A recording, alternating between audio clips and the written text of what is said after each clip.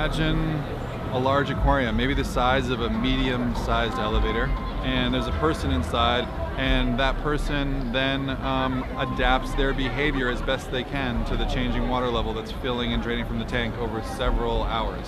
And I think one thing that's important to think about is that they're not reacting as if it's a flood or if it's like a crisis.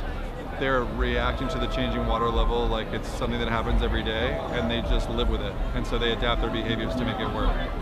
The piece brings up a lot of different issues, but the most important one right now relates to climate change, especially with the current administration. Ultimately, on a most distilled level, it's become about a collision between the human body and water. And my concern that water is going to be the central issue / crisis of the 21st century.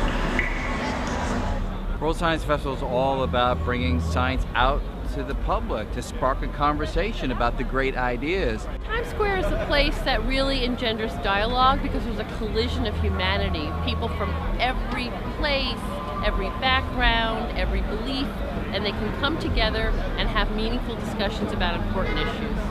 One of the things we try to do in the World Science Festival is to bring art and science together in a way that helps people feel the science, feel the stories, not just think about them. To have a work like Holoscenes right smack in the middle of the universe here in Times Square is enormously impactful. You can see it. You can see it with the way people are responding to this and probably being increasingly curious about the science that's underlying this work.